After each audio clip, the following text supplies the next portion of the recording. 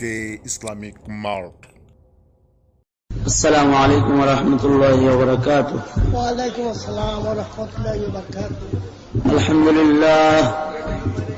अल्हम्दुलिल्लाह नहमदुहु व नस्तईनुहु व नस्तगफिरुहु व नु'मिनु बिही व नतवक्कलु अलैहि व नऊज़ु बिल्लाहि मिन शुरूरि अनफुसिना व मिन सय्यिआति अअमालिना। मन यहदिहिल्लाहु फला मुदिल्ल लहु ومن يضلله فلا هادي له ونشهد أن لا إله إلا الله وحده لا شريك له ونشهد أن سيدنا وسندنا وحبيبنا وطبيبنا ومحبوبنا ومرشدنا ومولانا محمدا عبده ورسوله أرسله بالحق بشيرا ونذيرا وداعيا إلى الله بإذنه وسراجا منيرا. أما بعد فأعوذ بالله من الشيطان الرجيم. بسم الله الرحمن الرحيم. يا أيها الذين آمنوا اصبروا وصابروا ورابطوا واتقوا الله لعلكم تفلحون. وقال النبي صلى الله عليه وسلم الصبر ضياء أو كما قال النبي عليه الصلاة والسلام. اللهم صل على محمد وعلى آل محمد كما صليت على إبراهيم وعلى آل إبراهيم إنك حميد مجيد. اللهم بارك على محمد وعلى آل محمد كما باركت على إبراهيم وعلى آل إبراهيم إنك حميد مجيد. بلغ العلا بكماله كشف الدجى بجماله حسنت جميع خصاله صلوا عليه وآله. بلغ العلا بكماله كشف الدجى بجماله حسنت جميع خصاله صلوا عليه وآله. رہے میرے مسکن حوالی کعبہ بنے میرے مدفن دیار مدینہ. بلغ العلا بکمالہ کشف الدجى بجمالہ حسنت جميع خصاله صلوا عليه وآله. আলহামদুলিল্লাহ, একতা যুব সংস্থার উদ্যোগে আয়োজিত 15তম তাফসীরুল কোরআন মাহফিলের মোহতারাম সদর সভাপতি, উপস্থিত হযরত বুজুর্গ উলামায়ে কেরাম, সম্মুখপানে সমবেত দিন প্রিয়, ইসলাম প্রিয়, দিনদার ইমানদার মুমিন মুসলমান ভাইরা, বুড়া বাবারা, যুবক ভাইরা, পর্দার আড়ালের মা বোনেরা, বিশ্বজগতের মালিক, বিশ্ব প্রতিপালকের দরবারে শকর যে মহান রব্বুল আলামিন আমাদেরকে দয়া করে, মায়া করে, ভালোবেসে রহমতি বরকতি জান্নাতের টুকরা বাগানে উম্মতের উলামায়ে কেরামের মজলিসে তাফসীরুল কোরআন মাহফিলে আল্লাহ জাল্লা শানুহু আমাদেরকে আসবার বসবার তৌফিক দান করেছেন। শকর মালিকের দরবারে সকলে মিলে জবান খুলে আওয়াজ করে পড়েন আলহামদুলিল্লাহ। এটা আমি বিশ্বাস করি যে এই তাফসিরুল কোরআন মাহফিল, তাফসিরুল কোরআন শিরোনামে যে মাহফিল, এই মাহফিল যদি মুহাব্বতের সাথে এর আয়োজন হয়, ইখলাসের সাথে, এবং আমরা যারা উপস্থিত হয়েছি আমাদের উপস্থিতিও যদি আল্লাহ তাআলার কাছে পছন্দের হয়, তাহলে হাশরের কঠিন ময়দানে আল্লাহ তাআলা এর বরকতে কোরআন মাজিদকে আমাদের পক্ষে কথা বলার জন্য দাঁড় করায় দিবেন। কপাল পোড়া তো তাদের যারা তাফসিরুল কোরআন মাহফিলের সাথে মহব্বত রাখতে পারে নাই। মাহফিলের আশেপাশেই হয়তো ঘর, কিন্তু মাহফিলে যোগ দিতে পারে নাই, সহযোগিতাও করতে পারে নাই। হাশরের কঠিন ময়দানে এমন যারা কোরআন বর্জনকারী, কোরআন থেকে যারা দূরে রাখে নিজেকে, কোরআনের সাথে যারা দূরত্ব বজায় রেখে চলাফেরা করে, হাশরের ময়দানে আল্লাহর কালাম, কালামে মাজিদ তাদের বিপক্ষে আল্লাহর আদালতে মামলা দিবে। হাদিসে পাকে আছে কিছু কিছু মুমিন যারা আল্লাহর জান্নাতি বান্দা, তার মানে তারাও পড়েছে কালেমা শাহাদাত, তারাও মুসলমান, তারাও কালেমাওয়ালা, কিন্তু হায়াতে কোরআন মজিদের সাথে তাদের দূরত্ব ছিল।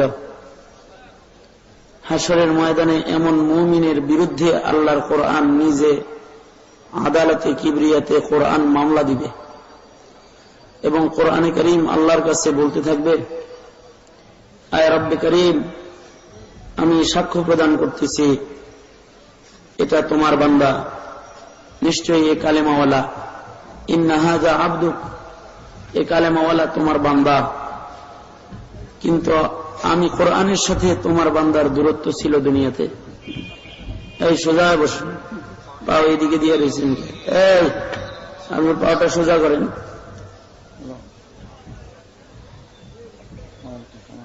সে বলবে, কোরআন বলবে যে আল্লাহ, আমি কোরআনের সাথে তার দুনিয়াতে দূরত্ব ছিল, এ কারণে আমি কোরআন তার ব্যাপারে তোমার কাছে মামলা দিলাম। সে আমাকে বর্জন করে, আমাকে এড়াইয়া, আমাকে ছেড়ে ছেড়ে নিজের জিন্দেগি বসর করেছে, আমার সাথে তার হায়াতের সম্পৃক্ততা ছিল না।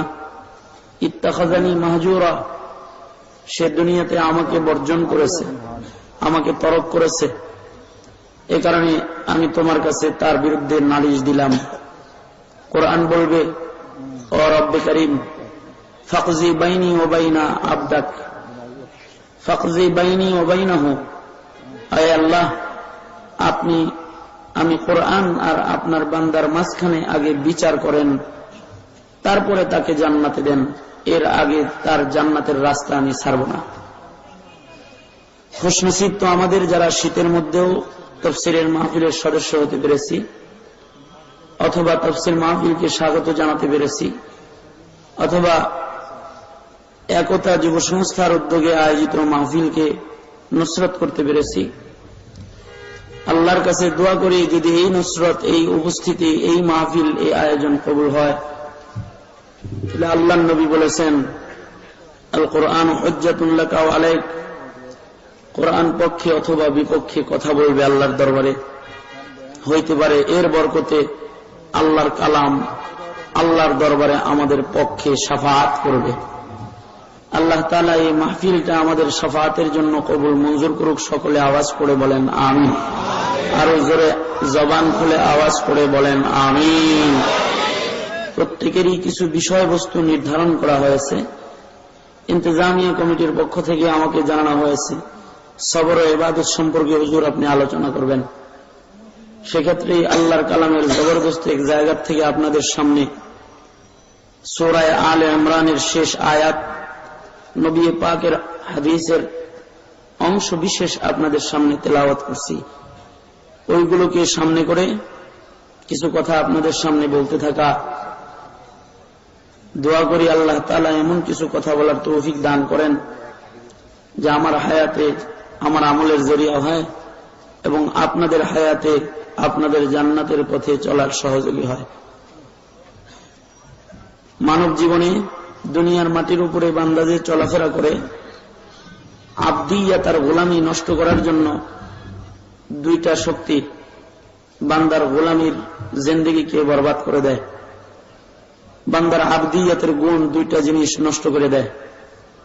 একটা হলো বেসবর, শুকরের অভাব, সবরের অভাব। আর একটা হলো শাহওয়াতের কারণে, কাম চাহিদার কারণে, মনের মজা, মনের চাহিদার কারণে মানুষের আল্লাহর গোলামের যে গুণ, এই গুণগুলো নষ্ট করে আল্লাহর গোলামের খাতার থেকে তারা দূরে সরে আসে।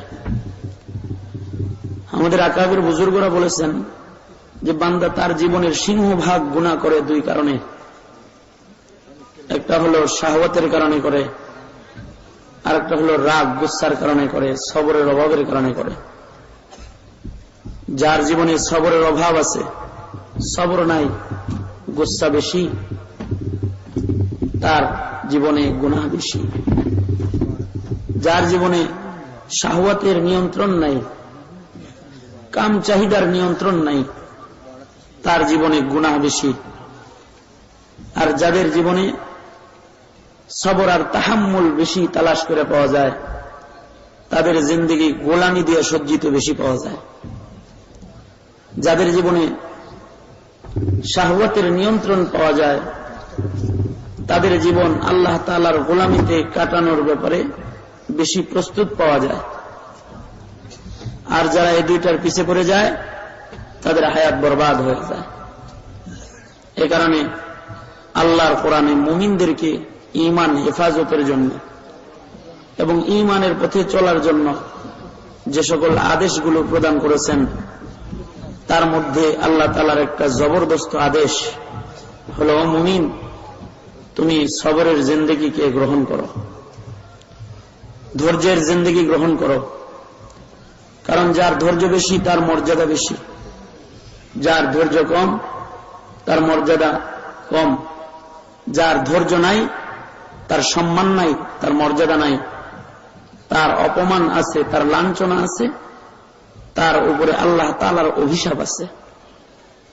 যেমন ইবলিস, তার গলায় লানতের তখ্ত গেল এবং সে অভিশপ্ত হইল সবরের অভাবের কারণে, বেসবরের কারণে। আল্লাহ তাআলার নির্দেশ সবর হারিয়ে সে অমান্য করল, লানতের তখ্ত তার গলায় চলে গেল।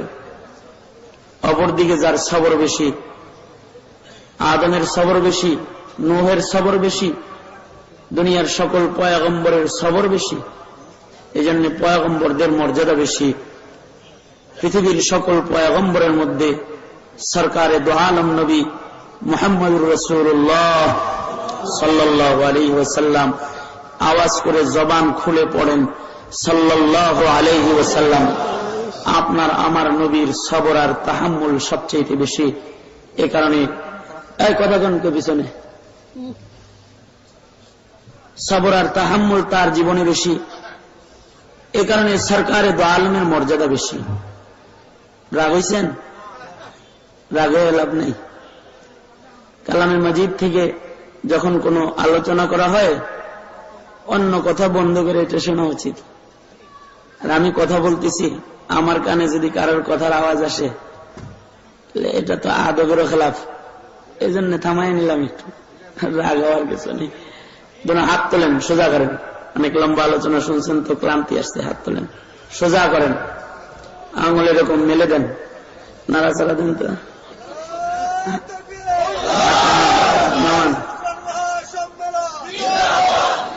জোরে আওয়াজ করে বলেন আলহামদুলিল্লাহ, আরো জোরে বলেন আলহামদুলিল্লাহ, জোরে বলেন আল্লাহু আকবার, আরো জোরে বলেন আল্লাহু আকবার।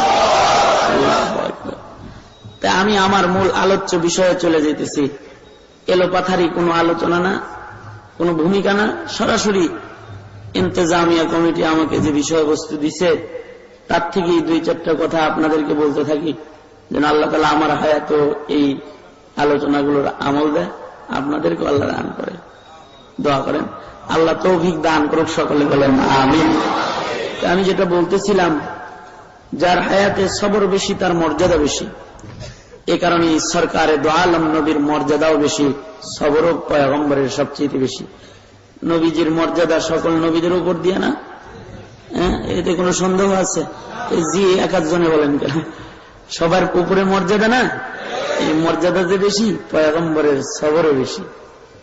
এই কারণে আল্লাহর দোস্ত সরকারে দো আলম নবী মুহাম্মদুর রাসূলুল্লাহ সাল্লাল্লাহু আলাইহি ওয়াসাল্লামের সবর আর ধৈর্য আর তাহাম্মুল শক্তি যেটা, এটাকে যদি মিজানের এক পালায় দেওয়া হয়, দুনিয়ার সকল পয়গম্বর আর সকল বান্দাদের ধৈর্য ধৈর্য যদি আর এক পালায় দেওয়া হয়, সকলের ধৈর্যের বিপরীতে সরকারে দো আলমের ধৈর্যের ওজন অনেক বেশি হয়ে যাবে।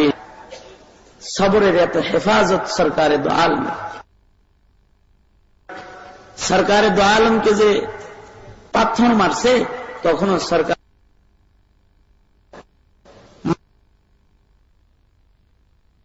এমন একটা আলোর নাম, এই আলোটা যদি কারোর মধ্যে এসে যায়, যে মুমিনের মধ্যে সবরের আলোর দ্বারা কবরে আলো পাবে, সবর পার হবে, সবরের আলোর দ্বারা মালিকের জান্নাত পর্যন্ত পৌঁছে, জান্নাতে আলোর ভিতরে বান্দা আল্লাহর কাছে চলে যাবে। জান্নাতের ভিতরে অন্ধকার নাই, জান্নাতটা আলোকিত জায়গা। দুনিয়ায় অন্ধকার আছে, জান্নাত পুরাটাই আলো আর আলো।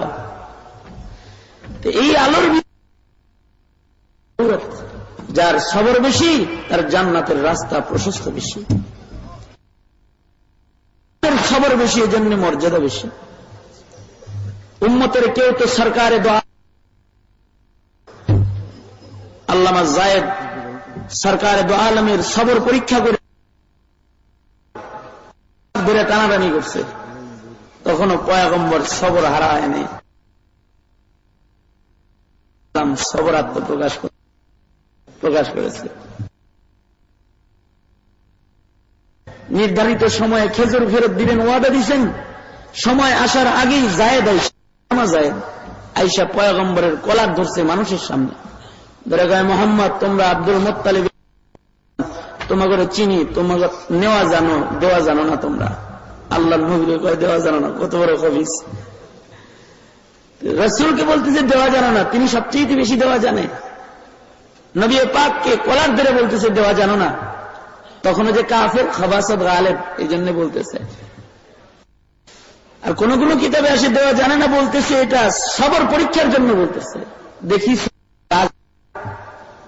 কিন্তু নবীজির কলার ধরছে জনগণের সামনে।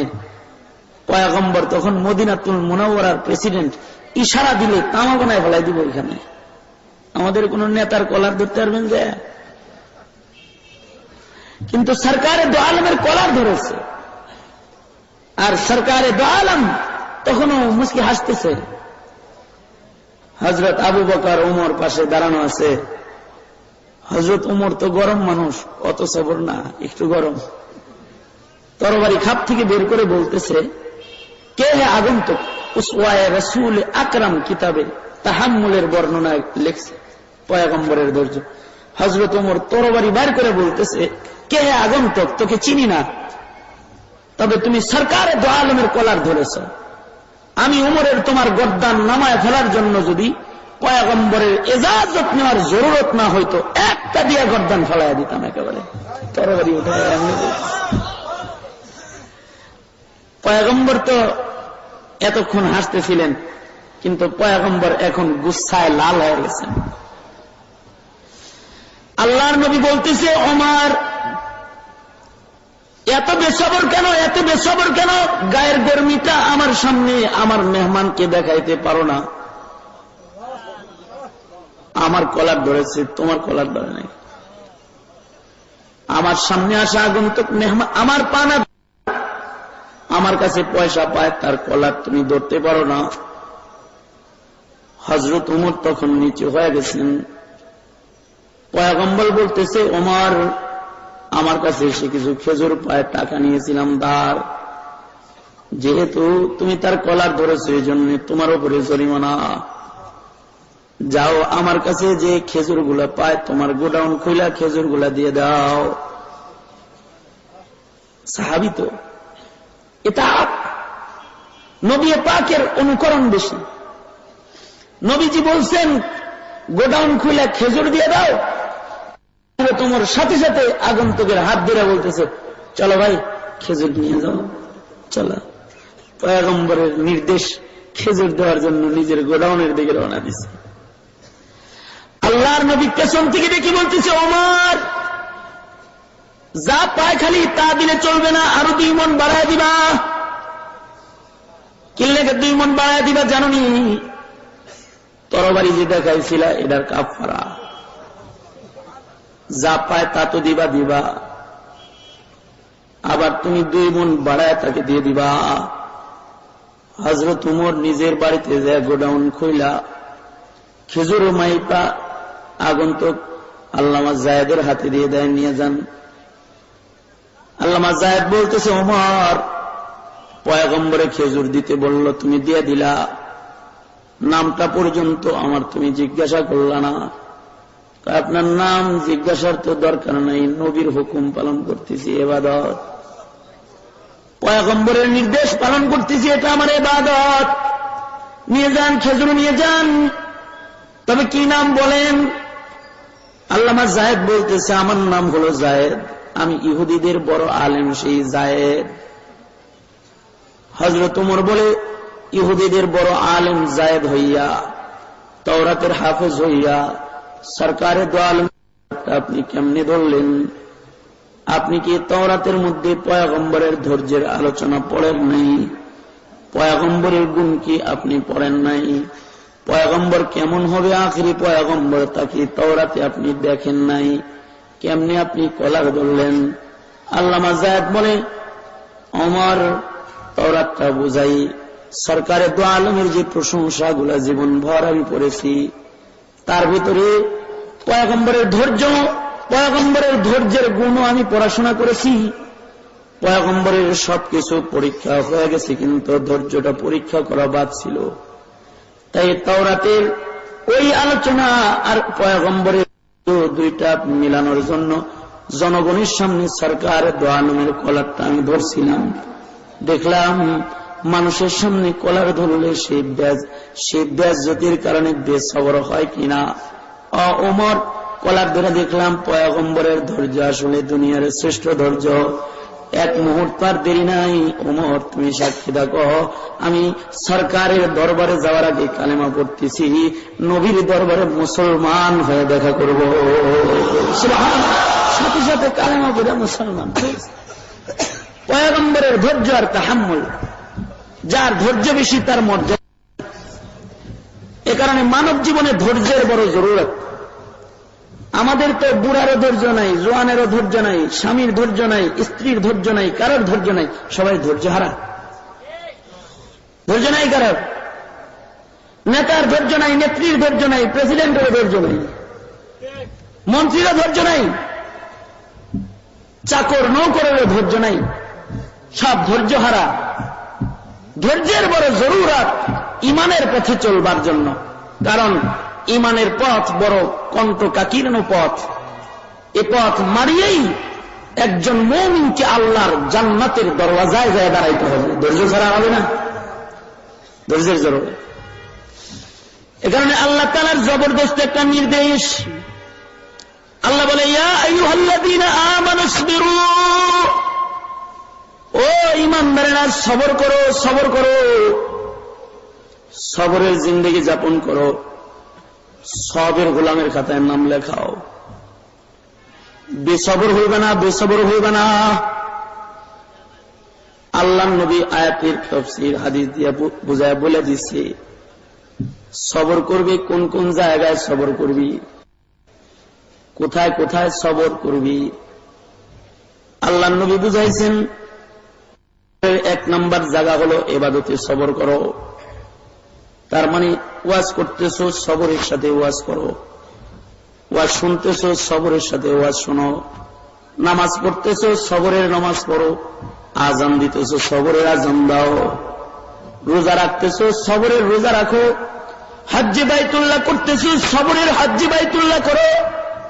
তোমার জিন্দেগীর যত বন্দেগী বন্দিগির মধ্যে সবর আনয়ন করো, সবর ব্যতিরিক্ত গোলামিও মঞ্জুর নয়। এই জন্য আল্লাহ তাআলা কোরআনের নামাজের কথা যেখানে বলেছেন, সবরের কথাও ওখানে বলেছেন। আল্লাহ বলেন, ও ঈমানদারেরা, তোমরা নামাজ পড়ো, সবরের নামাজ পড়ো। ওয়াস্তাঈনু বিস-সাবরি ওয়াস-সালাহ, সবর দিয়া নামাজকে সজ্জিত করার নির্দেশ, সবর দিয়া গোলামীকে সজ্জিত করার নির্দেশ। যেমন আমাদের হায়াতের কোথাও সবর নাই, তেমন আমাদের ইবাদতের ভিতরেও সবর নাই। আমরা নামাজ পড়ি যে বেসবর, ওয়াজ শুনতেছি তাও সবর নাই, বুঝ নিয়া ধৈর্য নিয়া ওয়াজ শোনার মানসিকতা হতো নাই। সেজদা দিতেছে, সবর নাই। সুবহানা রাব্বিয়াল আলা, সুবহানা রাব্বিয়াল আযীম পড়ছে কি পড়ে নাই তাও জানে না, উঠাইছে আর নামাইছে, উঠাইছে আর নামাইছে, সবর নাই, কোথাও সবর নাই, বেসবর। ইবাদতেও সবর নাই। যদি কোনো বান্দা সুন্নতের ইহতিমাম করে ইবাদত করবার চায় তাহলে সবর লাগবে। যারা ইবাদতের ভিতরে সবর থাকবে না তার সুন্নত ছিটে যাবে, তার ইবাদত নষ্ট হয়ে যাবে। আগের জমানার মানুষের ইবাদতই বড় সবর ছিল। আগের জমানার মানুষের সিজদা সবরের সিজদা ছিল। নাক আগে লাগাবে না কপাল আগে লাগাবে, কিভাবে সিজদা দিবে নবী যেমনি দিছে সবরের সাথে ওইভাবে দিত, উড়ায় নামায় না। এই কারণে আগের জমানার সিজদার একটা সিজদার যত ওজন ছিল, এখনকার কোটি কোটি সিজদার অত ওজন নাই। আগের জমানার একটা তাকবীরের যেমন প্রভাব ছিল, এখনকার হাজারো তাকবীরের ওই প্রভাব নাই। যখন ইবাদত থেকে সবর হারায় গেছে, তো মুসলিম উম্মার ইবাদতের পাওয়ার নষ্ট হয়ে গেছে। আগের জমানার একটা মুমিনের সিজদায় জমিন থরথর করে কাঁপতে থাকতো, কিন্তু এখনকার মুমিনের সিজদায় মসজিদ আহাজারি করে, আহাজারি করে। আগে সিজদা দিলে মসজিদের জমিন কাঁপতো সিজদার ঘরে, কারণ ওটা সবরের সিজদা ছিল। सुनी ना मिस्र और फिलिस्तीन को, सुनी ना मिस्र और फिलिस्तीन को, आगा मैंने दिया था जिसने पहाड़ों को राशे सैमाब। वो सजदा जिसे रोहे ज़मीं कांप जाती थी, उसी को आज तरसती है मिंबर व मेहराब, उसी को आज तरसती है मिंबर व मेहराब। মিম্বার আর মেহরাব থেকে ওই ইবাদত, সবরওয়ালা ইবাদতের চাহিদা আসতেছে এখন আবার, কারণ মুসলিম উম্মার ইবাদতের সবর নষ্ট হয়ে গেছে। সবরের সাথে ওযু করবে, ওযু নাই। আজকেও একজন শিকায়ত করতেছে, হুজুর, আজকেও একজন শিকায়ত করলো, হুজুর নামাজ পড়ি সূরা কেরাত মন থাকে না, সূরা ফাতিহার পরে সূরা মিলাইছি কি মিলাই নেই ভুলে যাই, সূরা পড়তেছি এর আগে ফাতিহা পড়ছি কিনা তাও ভুলে যাই, সিজদা দিছি তাসবিহ পড়ছি কিনা তাও ভুলে যাই। হাজী ইমদাদুল্লাহ মুহাজির মক্কি রাহমাতুল্লাহ আলাইহি, যিনি সাইয়্যিদুত তায়েফা ছিলেন, হাজী ইমদাদুল্লাহ মুহাজির মক্কি, ভারতবর্ষের তাসাউফের সনদ আল্লাহ তাআলা যারে দিয়ে হেফাজত করেছেন, তার নাম হাজী ইমদাদুল্লাহ মুহাজির মক্কি। ওনার কাছে এসে একজন শিকায়ত করতেছে, হুজুর নামাজের মধ্যে যে মন বসে না, নামাজ মনে থাকে না, কয় রাকাত পড়লাম তাও ভুলে যাই। হাজী ইমদাদুল্লাহ মুহাজির মক্কি ঔষধ দিতেছি, কয় এই আল্লাহর বান্দা, তুমি মনে হয় ধৈর্যের সাথে সুন্দর করে মনে হয় ওযু করো না, তুমি পূর্ণাঙ্গ ওযু করো না, তাই তোমার পূর্ণাঙ্গ নামাজ হয় না। ধৈর্যের সাথে ওযু করতে পারো না, তোমার ওযুর মনে হয় মুস্তাহাব সুনান ঠিক নেই, এজন্য তোমার ইবাদতেও মন নেই। চিকিৎসা, ধৈর্যের সাথে ওযু করো, ধৈর্যের সাথে ওযু করবা, ধৈর্যের নামাজ হবে। এ কারণে সরকার দু আলম হাত পাইতে কান্দা কান্দা আল্লাহর কাছে বলতেন, এ আল্লাহ আমি আপনার কাছে পূর্ণাঙ্গ ওযু চাই, আল্লাহ আপনার কাছে আমি পূর্ণাঙ্গ ওযু চাই, যে ওযুটা পূর্ণাঙ্গ ওযু, যে অজুটা আদম করেছে, যে অজুটা সকল পয়গম্বর করেছে, পূর্ণাঙ্গ অজু, ওই অজুটা ধৈর্যের সাথে আমি আপনার কাছে চাই, ও মালিক আপনি আমাকে ধৈর্যের অজু দান করেন, পূর্ণাঙ্গ অজু দান করেন, আপনি আমাকে পূর্ণাঙ্গ নামাজ দান করেন। তার মানে ধৈর্যের নামাজ ও মালিক আপনি আমি পয়গম্বরের দান করেন। আল্লাহর নবী অজুর ধৈর্য তলব করেছেন, নামাজের ধৈর্য আল্লাহ তাআলার কাছে তলব করেছেন। আমাদের আছে? আমাদের তো নাই। আমরা যত তাড়াতাড়ি আল্লাহর কাম সারতে পারি, সব কামে ধৈর্য হয়, রাজনীতিতে ধৈর্য হয়, ব্যবসা বাণিজ্যে ধৈর্য হয়, আমাদের ক্ষেত খামারিতে কৃষিকাজে ধৈর্য হয়, ভ্যান গাড়ি চালাইতে ধৈর্য হয়, রিক্সা চালাইতে ধৈর্য হয়, খালি ইবাদত করার ধৈর্যটা হয় না। ইবাদতের ধৈর্য হয় না আমাদের, ইবাদতের ধৈর্য হারায় গেছে। এজন্য আল্লাহ তাআলা যে বলতেছেন তোমরা সবর করো, সবর কই করবে? সবর আলা তাআহ, আল্লাহর গোলামির মধ্যে সবর করবে। সবর আনিল মাসিয়া, গুনাহের কাজ সামনে আসলে পরে সবর করবে। গুনাহ আইসা গেলে নিজের বাঁচানো, এটাও একটা সবর। যে গুনাহ আসলে গুনাহ করে ফেলায় সে সবের নয়। যে গুনাহ সামনে আসলে সবর কইরা গুনাহ থেকে নিজের সরায় ফেলায় সে হলো সবের। চোখের সামনে নগ্ন ছবি এসে গেছে, সবর কইরা চোখটাকে নিচে নামায় ফেলায়, দেখতাম না, নিচে নামায় ফেলছে, তো এটা সবর হয়ে গেছে। গুনাহ সামনে এসে পড়ছে, গুনার চাহাতকে দিল থেকে সরানোর জন্য মেহনত করতেছি, সবর হয়ে গেছি। গুনায় একেবারে মুখোমুখি হয়ে গেছি, সবর করে গুনাহ থেকে নিজের বাঁচায় রেখেছি। আল্লাহর কাছে গুনাহের সবরটা এমন পছন্দের, এমন দামি। হাদিসে পাকে আছে আল্লাহ তাআলা বহু জালেমকে গুনাহ থেকে সবর করে বাঁচা থাকার কারণে তার জিন্দগির সব গুনাহ মাফ করে আল্লাহ তাআলা তাকে জান্নাত দিয়ে দিয়েছে। সেই হাদিসে কিফিল নামক জালিমের ঘটনা বর্ণনা হয়েছে। নিজে চুক্তি করে এক মহিলার সাথে জেনার জন্য চলে গেছে, মহিলার কাপড় খুলে ফেলছে, জেনা করে ফেলবে, এখন শুরু করবে। মেয়েটাকে জেনার জন্য রেডি করে জেনা করার জন্য পূর্ণাঙ্গ প্রস্তুতি গ্রহণ করেছে।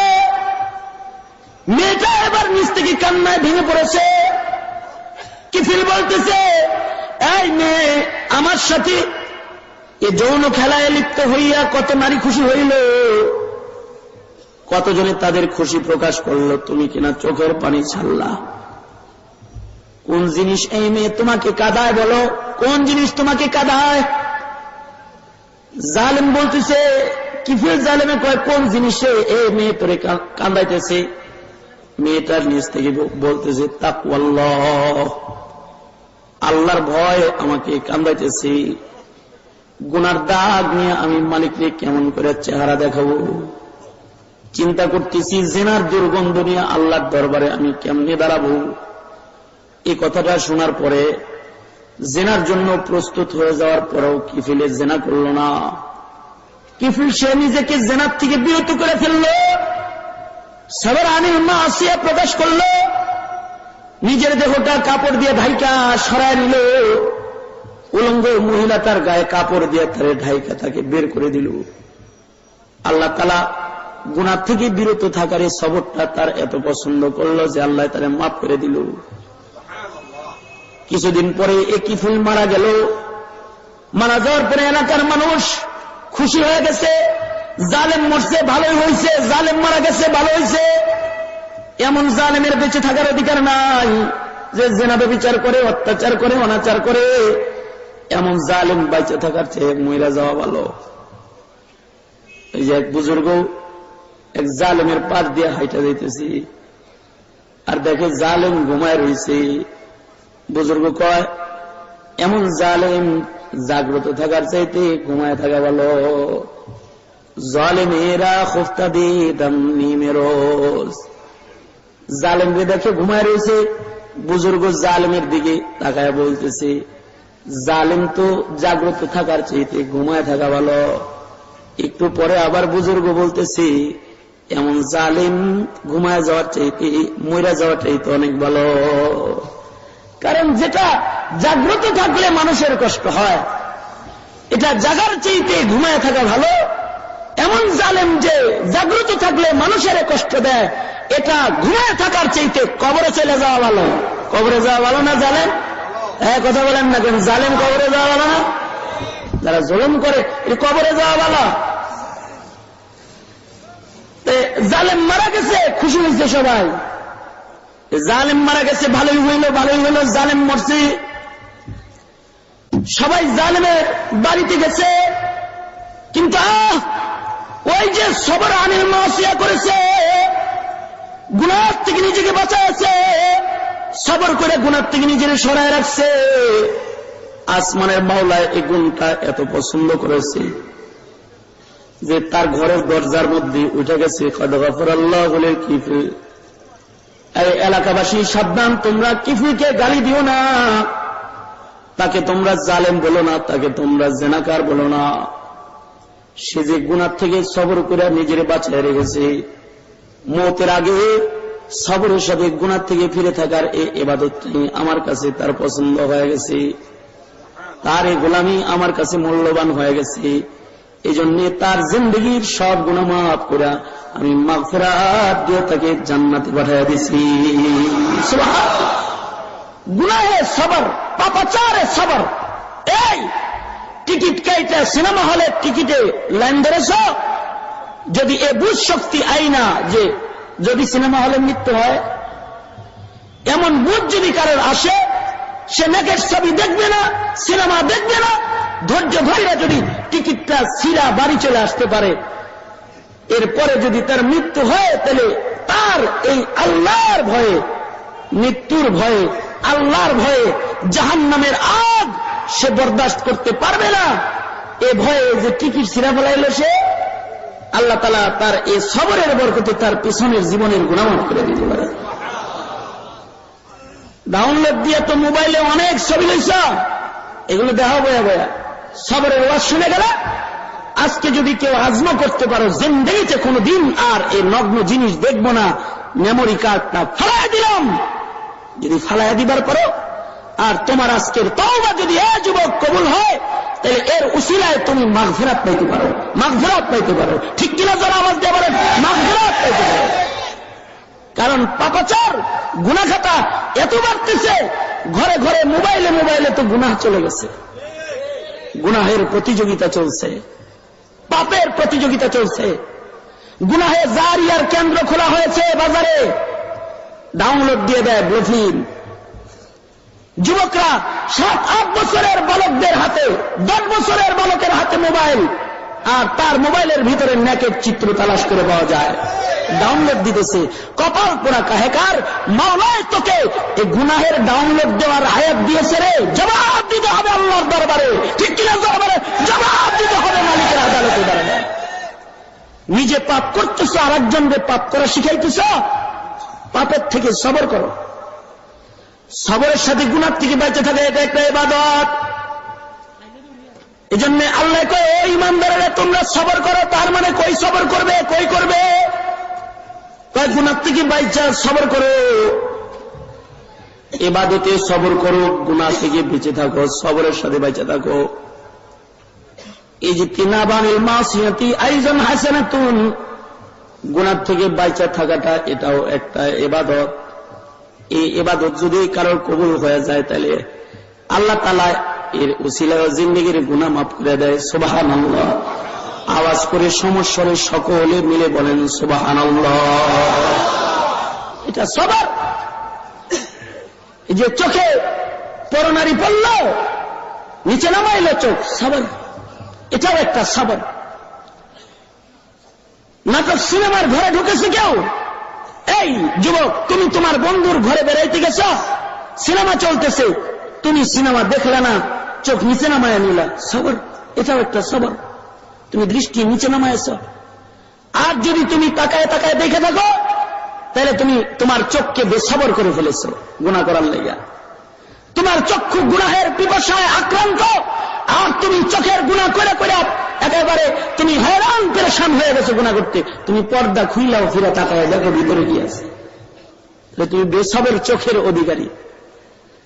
তুমি যদি এমন খেয়ানত করে থাকো তাহলে মনে রেখো আল্লাহ কালামে মাজিদের অন্যতম বলতেছে ওয়ালামু খাইনাতাল আয়ুন, আল্লাহ তাআলা চোখের খেয়ানতি দেখতেছে। কে কোন দিয়া অগোচরে কোন জায়গায় কি তাকায় দেখতেছে, মাওলা দেখতেছে। আর কেউ যদি চক্ষুকে নামায় ফেলতে পারে তার মানে ফিরারে আইনের আমল যদি সবর করে কেউ করতে পারে, হাদিসের ভাষায় বলা হয় ফিরারে আইনি, ধৈর্যদীরা চক্ষুটাকে নিচে নামায় ফেলাইছে, অন্যদিকে ফিরায় ফেলাইছে। তো সাথে সাথে বান্দার এটা ইবাদত হয়ে গেল। এমন ইবাদত করাটাও আল্লাহর নবী উম্মতরে শিখাইছে, এই সবরটাও পয়গম্বর শিখাইছেন। যেমন সরকারে দো আলম নবী সাহাবায়ে কেরামদেরকে সাথে নিয়ে যাইতেছেন, কোথাও ঘর থেকে বেরোয়েছেন, পর নারীর উপরে পয়গম্বরের নজর পড়ে গেছে। নবী আলাইহিস সালাতু ওয়াস সালাম নজরে ফুজাতের সাথে সাথে নজর নিচে নামাইছেন। নিচে নামায়া সাহাবীদেরকে বললেন, সাহাবীরা তোমরা এখানে অবস্থান করো, আমি একটু ঘরের ভেতর থেকে আসি। আল্লাহু আকবার। আল্লাহর নবী ঘরের ভেতরে চলে গেলেন। আল্লাহর নবী ঘরের মধ্যে যায় উম্মাহাতুল মুমিনিন যারা ঘরে আছে তাদের একজনকে পয়গম্বর ইশারা করলেন। একজন পয়গম্বরের কাছে চলে আসলো, পয়গম্বর হাজত পুরা করলেন। হাজত পুরা করে পয়গম্বর এবার ঘর থেকে আবার বাইরে আসলেন। নিজের সাহাবীদের কাছে আইসা পয়গম্বর দুইটা আমল শিখাইতেছে সাহাবীদেরকে পয়গম্বর বলতেছে, ও সাহাবীরা, আমি যে ঘরের ভিতরে ঢুকলাম, আমি হাজত পুরা করে বের হইলাম, জানো কেন?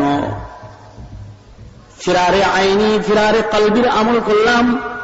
কলবের ভিতরে গুনার কল্পনা যেন জায়গা না পায় এটারে সরাইলাম। চক্ষুকে নিচে নামায় এ চোখ দিয়ে হালাল জায়গায় চলে গেলাম। আর এ কলবের মধ্যে গুনার কল্পনাকে সরা তোমাদের আমল শিখাইলাম। তার মানে ও ভাই, আবার উল্টা বোঝা যাবে না কিন্তু রসুলের তেলে বুঝি নারী দেখা গুনার চিন্তা হইছে? না, কোন পয়গম্বরের কখনো গুনার চিন্তা হয় না। কারণ আপনার আমার মুরাকাবা মুশাহাদা কইরা তারপরে আল্লাহরে কলবে আনতে হয়। আপনার আমার মুরাকাবা কইরা মুশাহাদা কইরা মাওলারে কলবে আনতে হয়। আর পয়গম্বরদের কলব হলো এমন কলব যেখানে আল্লাহ তাআলা সবসময় নিজে থাকছে। যাদের কলবে আল্লাহ তাআলা নিজে আছে তাদের কলবের মধ্যে কখনো গুনার চিন্তা আসতেই পারে না। সুবহানাল্লাহ বলেন। কি বুঝছেন সুবহানাল্লাহ? এমন কম জোরে বলেন সুবহানাল্লাহ, জোরে বলেন। আপনার আমার কলবের ভিতরে গুনার চিন্তা আসে, এটাকে সরানোর জন্য মুরাকাবার মুশাহাদার আমল করা লাগে। কিন্তু কোন পয়গম্বরের কলব থেকে আল্লাহ সরানো, আল্লাহ তাআলাকে কলবে ঢুকায়া গুনাহ সরানোর জন্য মুরাকাবা মুশাহাদার দরকার না। তাও পয়গম্বররা মুরাকাবা করেছেন। কেন করেছেন? তালিমান, উম্মতকে তালিম দেওয়ার জন্য করেছেন। কারণ পয়গম্বররা উম্মতের জন্য শিক্ষক হয়ে আসছেন না। উম্মতের শিক্ষক নবী আলাইহিস সালাতু ওয়াস সালাম তার উম্মতের শিক্ষক, বরিষ্ঠ মুআল্লিম হয়ে এসেছেন। এ কারণে নজর পড়েছে কোথাও জাতির সবর শিখায়া পয়গম্বর ঘরের গোপন কথাটা পর্যন্ত নিজের উম্মতের কাছে ফাঁস করে দিচ্ছেন। এটা সবর শিখাইছেন, গুনাহ থেকে বাঁচার তরিকা শিখাইছেন। নজর পড়ছে সবর করে নিচে নামাও, এটা ইবাদত। গুনার সামনে হাজির হয়ে গেছে গা, সবর করে নিজের গুনার থেকে বাঁচাও। কেউ যদি গুনার থেকে সবর করে নিজেকে বাঁচায় আল্লাহর দিকে দৌড় দিতে পারে, তাহলে আল্লাহ তাআলা ওই বান্দার সাথে হয়ে যায়। ইন্নাল্লাহা মা'আস সাবিরিন, আল্লাহ তাআলা সবরকারীদের সাথে আছে। ওই যে দেখেন না, কোরআন মজিদে সূরা ইউসুফে ঘটনা বর্ণনা হয়েছে। পয়গম্বর ইউসুফ আলাইহিস সালাতু ওয়াস সালাম গুনার বেষ্টনীর ভিতরে, চতুর্দিকে দেয়াল আছে, 7টা দরওয়াজা বন্ধ আছে, তালা লাগানো আছে। চতুর্দিকে জুলাইখা বেষ্টনীর ভেতরে নিয়ে গেছে, পালানোর কোন দরজা নাই। 7টা দরওয়াজার গেটে গেটে জুলাইখা তালা লাগাই দিছে। তারপরে হযরত ইউসুফ আল্লাহর দিকে দৌড়াইতেছে, যেটাকে আবার হাদিসের ভাষায় বলে ফিরারে কালিবি। গুনার থেকে ধৈর্য ধরে বন্ধ দরজার দিকে দৌড় দিছে, যে দৌড় দেওয়া হবে, দায়িত্ব আমার, কাজ বাঁচানো হবে আল্লাহর কাজ। হযরত ইউসুফ যখন গুনার থেকে ধৈর্যের সাথে নিজের বাঁচায়া জুলাইখার বেষ্টনীর ভেতর থেকেও যখন বন্ধ দরজার দিকে দৌড় দিয়েছে, ওই যে ইন্নাল্লাহা মা'আস সাবিরিন, তখনই মাওলায়ে পাকের নুসরত এসে গেছে। চাবি আছে জুলাইখার কাছে, রহমত আছে আল্লাহর কাছে। দরজার চাবি জুলাইখার কাছে, কিন্তু আল্লাহর রহমত আল্লাহর কাছে। যখন বান্দায় আল্লাহর দিকে দৌড় দিয়েছে, আল্লাহ তাআলা ইউসুফের জন্য রহমত দিয়া একটা দরজা নয় 7টা একটা একটা খুলে দিয়েছে।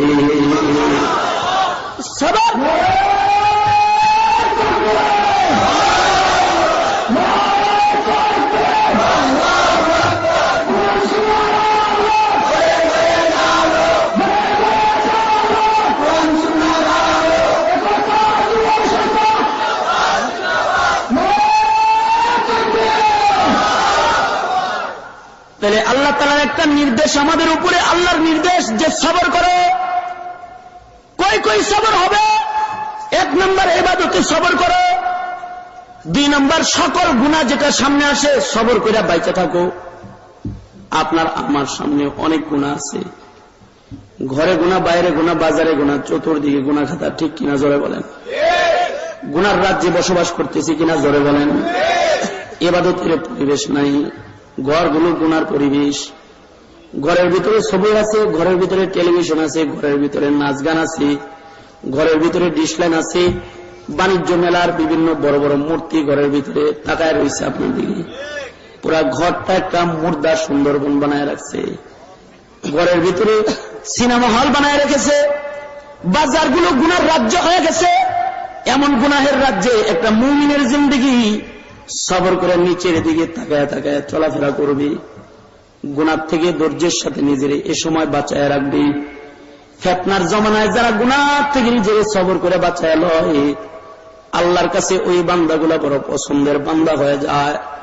এই জন্য সবরের এটা একটা জবরদস্ত জায়গা, যে বান্দা গুনার থেকে সবর করে নিজের বাঁচায় রাখবে।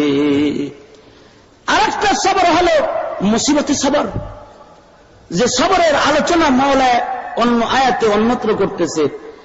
وَلَنَبْلُوَنَّكُمْ بِشَيْءٍ مِّنَ الْخَوْفِ وَالْجُوعِ وَنَقْصٍ مِّنَ الْأَمْوَالِ وَالْأَنفُسِ وَالثَّمَرَاتِ وَبَشِّرِ الصَّابِرِينَ الَّذِينَ إِذَا أَصَابَتْهُم مُّصِيبَةٌ قَالُوا إِنَّا لِلَّهِ وَإِنَّا إِلَيْهِ راجعون أولئك عليهم صلوات من ربهم ورحمة أولئك عليهم صلوات من ربهم ورحمة وأولئك هم المهتدون। এটা আলাদা একটা সবর। মুসিবতে বান্দা সবর করবে। বাপ মরে গেছে আর সবর করবে, মা মরে গেছে সবর করবে, নিজের ঔরসের সন্তান চোখের সামনে মরে গেছে সবর করবে, 7টা মেয়ের পরে একটা ছেলে হয়েছে এটাও মরে গেছে সবর করবে, একটা মাত্র সম্বল বাচ্চার একটা কিছু ব্যবসা বাণিজ্য আছে নষ্ট হয়ে গেছে সবর করবে, ফসল নষ্ট হয়ে গেছে সবর করবে, দোকানে আগুন ধরে গেছে সবর করবে, ধৈর্য ধরবে। কারণ মুসিবত আসে বান্দাকে ধৈর্যের সাবান পানি দেওয়ার জন্য। মুমিনের কাছে এ বাবা, বড়দের কথা নকল করে করে বলতেছি, আর তুমি যাইবা ইহুদির বাড়িতে, ইহুদির সন্তানরা ইহুদিকে জিজ্ঞাসা করতেছে মরার আগে আব্বা কি খাইতে মনে চায়? ইহুদি বলেছে বড় মাছ খাইতে মনে চায়, ভাজা মাছ খাইতে মনে চায়। ইহুদির সন্তানরা জাল নিয়ে পুকুরে মাছ ধরতে নামছে। আমি আহকামুল হাকিমিনে তো জানি যে পুকুরের মধ্যে বড় ভালো কোনো মাছ নাই। তাই তোমার দায়িত্ব দিলাম, তুমি নদীর থেকে বড় সড়ো একটা মাছ ধরে নিয়ে পুকুরের ভিতরে ছেড়ে দিবা।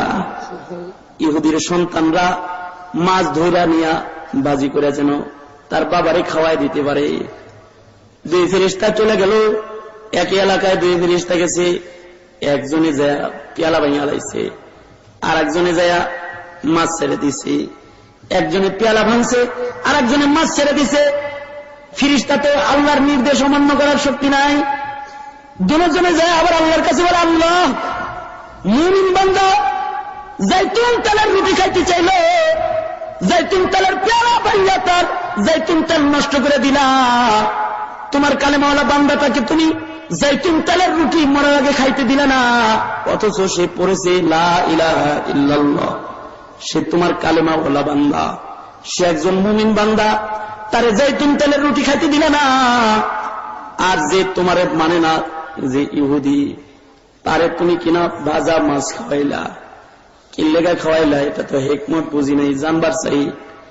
আল্লাহ তাআলা বলতেছে দুটোটাই তো আমার গোলাম, কিন্তু একটা হলো জাহান্নামী গোলাম আর একটা জান্নাতি গোলাম। আর জাহান্নামীটা এত বড় নাফরমান জাহান্নামী যে আমার একাত্মবাদ স্বীকার করে নাই, জান্নাতটা নেয় নাই আমার কাছ থেকে। কিন্তু তারপরে এ মিয়া দুনিয়ার মাটির উপরে কিছু ভালো কাজ করেছে। একই পথ দিয়ে মুসলমান, মনে করেন একই পথ দিয়ে মুসলমানও যাইতেছিল, মুমিনও যাইতেছিল, এ ইহুদিও যাইতেছিল। অন্ধ একজন মানুষ সামনে পাইছে, ইহুদিও একটা টাকা দিয়েছে, মুসলমানও একটা টাকা দিয়েছে। সেও তো দান করেছে, কিন্তু তার তো কালেমা নাই, তার ঈমান নাই। আল্লাহ তাআলা ফেরেশতাদেরকে বলতেছে সে ঈমানদার নয়, কিন্তু তার জীবনে সে কিছু ভালো কাজ করেছে।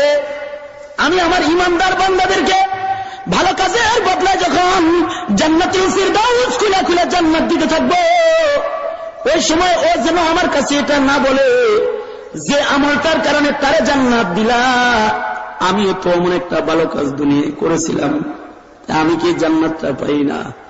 কয় এর লেগা ওর ভালো কাজের বদলাটা দুনিয়ায়, ওর মনের আশা পুরা কইরা দুনিয়ায় ভালো কাজের বদলা দুনিয়ায় ওরে দিয়ে দিলাম। হাসরের ময়দানের জন্য ওর জবানে তালা লাগাইয়া দিলাম। হাসরের ময়দানের জন্য আমার কাছে ও কিছু দরখাস্ত করতে না পারে। আর পক্ষান্তরে আমার মুমিন বান্দার জীবনে কালেমা বলা হওয়ার পরেও তার জীবনে নিজের অজান্তে শয়তানের ওয়াসওয়াসায়, শয়তানের ধোঁকায়, নফসের তাড়নায় তার জীবনে বেখেয়ালি কিছু গুনাহ না পাক তার গায়ে লেগে গেছে গা। আমি আমার বান্দারা জীবনে মহব্বত করি, আমার প্যারা বান্দা গুনার কাদা লইয়া, গুনার ময়লা লইয়া আমার কাছে কবরে আইবে, এটা আমি চাই না। এর লেগে দুনিয়ায় তাকে আমি একটু কষ্ট দিলাম। তার মনের আশাটা পুরা না করে দুনিয়ায় কষ্ট নামক একটা সাবান পানি দিয়া তার ওই দুনিয়ার গুনাহ কাদাগুলা ধুইয়া দিলাম। হাসরের কঠিন ময়দানের জন্য তারে পাক বানাইয়া দিলাম। তারে পাক বানায় কবরে আনলাম। হাসরের ময়দানে সে যখন আমার দরবারে দাঁড়াবে, তো পবিত্র বান্দা হয়ে সে আমি মালিকের দরবারে, আমার দরবারে দাঁড়ায় যাবে। সুবহানাল্লাহ, জোরে বলেন, আওয়াজ করে জোরে বলেন সুবহানাল্লাহ। মুসিবতে সবর, ধৈর্য মুসিবতে।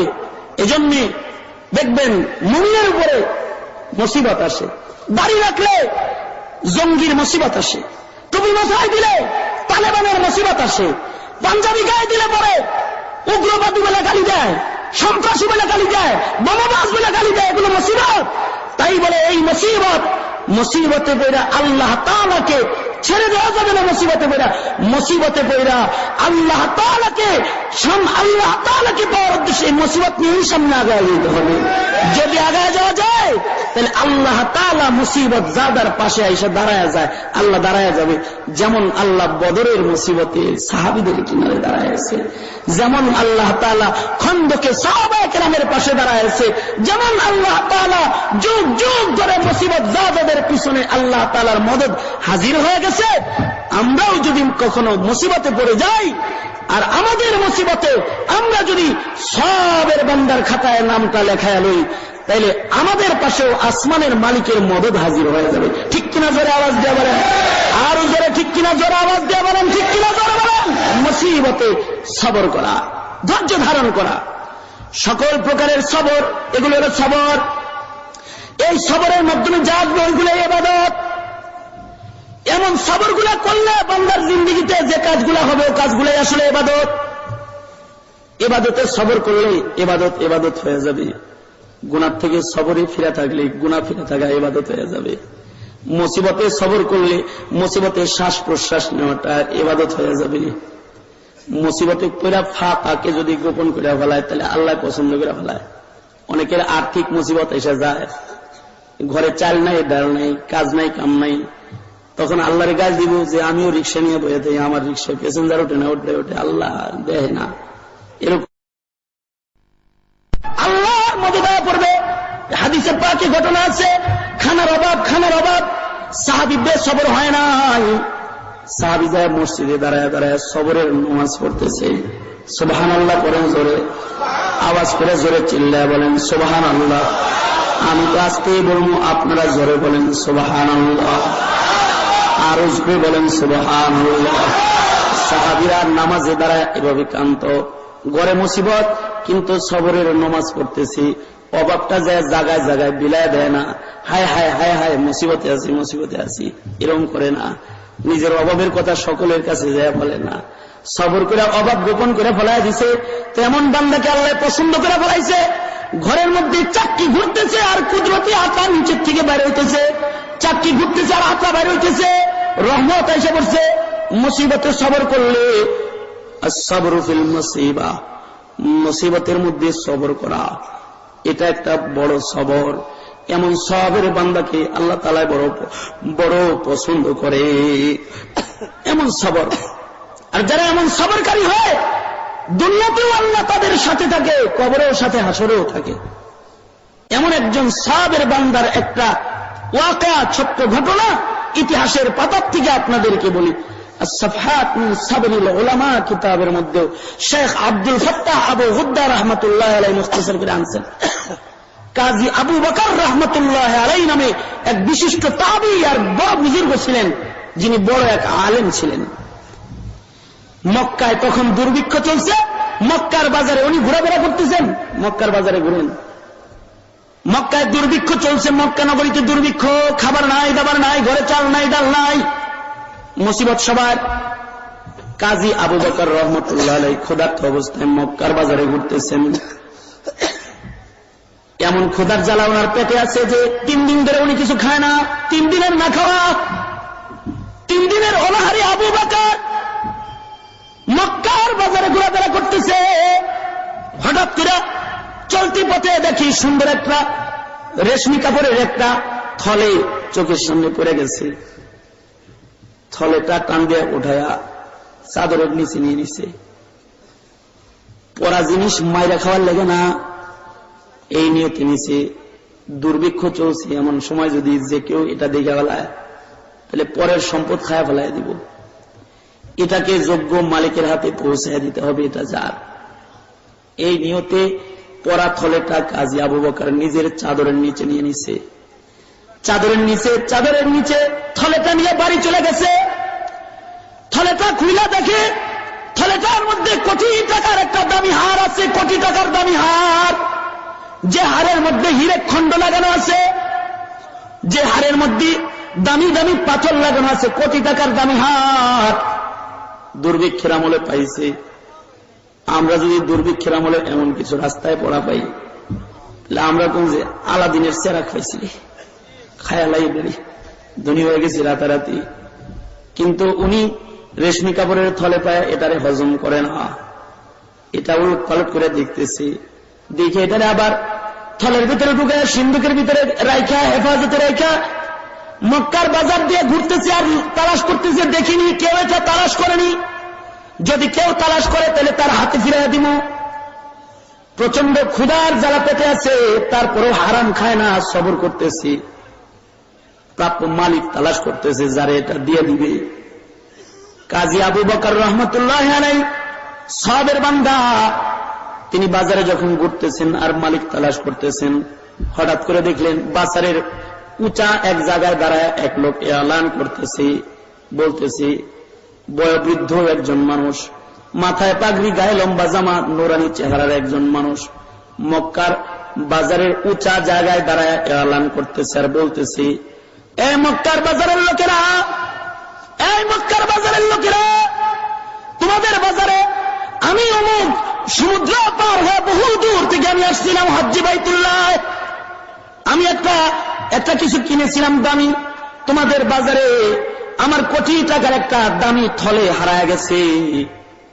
তোমরা যদি কেউ আমার থলেটা পেয়ে থাকো তাহলে মেহেরবানি করে তোমরা আমার থলেটা আমারে ফিরায় দাও, কারণ ওই থলেটা পুরাটা তোমার জন্য হারাম, ওটা আমার মাল তোর লেগে হারাম, তুই এটা খাইতে পারবি না যে পেয়েছস, সে আমার থলেটা আমাকে ফেরত দিয়ে দি। আর বিনিময়ে আমি একটা পুরস্কার, হালাল পুরস্কার ঘোষণা করতেছি। এই যে আমার হাতে লাল কাপড়ের আরেকটা থলে আছে, এই থলের ভিতরে 500 স্বর্ণ মুদ্রা আছে, আশরাফি আছে, যে আমার কোটি টাকার থলেটা আমারে ফেরত দিবে তারে আমি 500 টাকার এই লাল থলেটা পুরস্কার হিসেবে দান করব। মক্কার দুর্ভিক্ষের বাজারে 500 টাকার পুরস্কারটা তার জন্য পুরাটা হালাল। কেউ যদি পেয়ে থাকো তাহলে আমারটা ফিরায় দাও, তোমার হালাল জিনিস তুমি নিয়ে লও।